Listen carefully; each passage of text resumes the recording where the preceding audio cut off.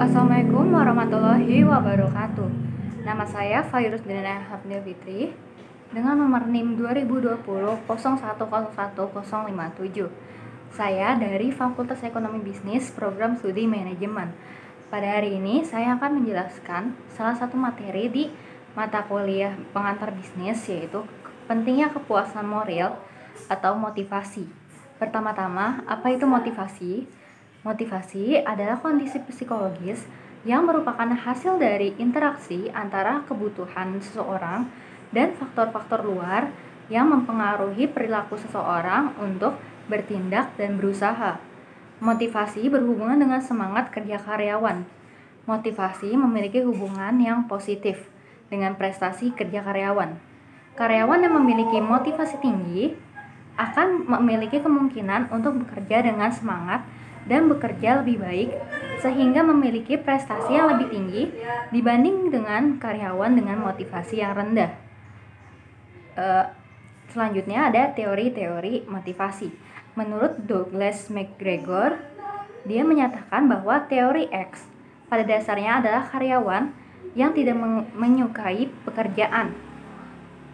Karena tidak suka bekerja dan tidak termotivasi, mereka perlu dipaksa dan diperingatkan untuk mengerjakan tugasnya.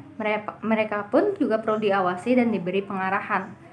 Para manajer pun kebanyakan mengadopsi gaya diktator atau tegas. Sebaliknya, pada tipe Y adalah jenis pekerja yang menyenangi pekerjaannya. Mereka sangat optimis dan bekerja dengan penuh tanggung jawab.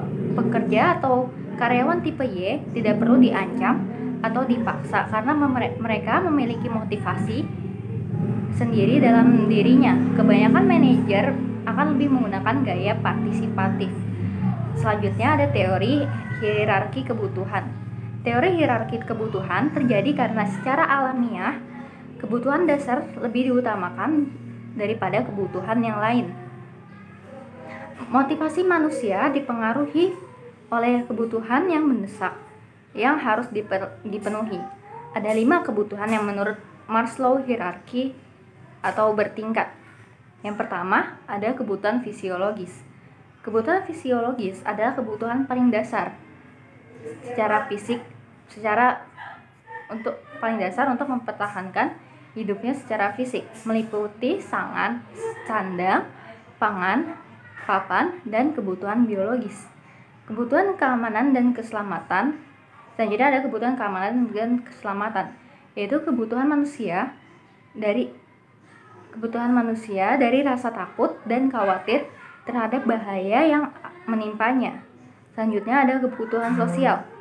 Kebutuhan sosial adalah kebutuhan manusia untuk melakukan interaksi dengan orang lain sebagai bagian dari makhluk sosial. Terus ada lagi menurut McClellan, manusia memiliki 3 kebutuhan yang dipelajari dan berkembang di dalam diri mereka. Kebutuhan tersebut meliputi kebutuhan akan kekuasaan, need for power, kebutuhan akan afiliasi, need for affiliation, dan kebutuhan akan prestasi, need for achievement. Karyawan akan termotivasi dengan tinggi apabila mereka memiliki kebutuhan akan prestasi yang tinggi. Selanjutnya ada pengelolaan motivasi karyawan. Pengelolaan motivasi karyawan perusahaan dapat menggunakan beberapa cara untuk meningkatkan motivasi ke karyawan. Ada beberapa cara, yaitu melalui komunikasi. Yang pertama, melalui komunikasi yang efektif. Terus kedua, pemberdayaan karyawan perusahaan. Terus selanjutnya ada pengelolaan, pengerjaan, dan variasi pekerjaan karyawan. Terus yang terakhir, mengenalkan jiwa kewirausahaan. Sekian dari saya. Kurang lebihnya mohon maaf. Wassalamualaikum warahmatullahi wabarakatuh.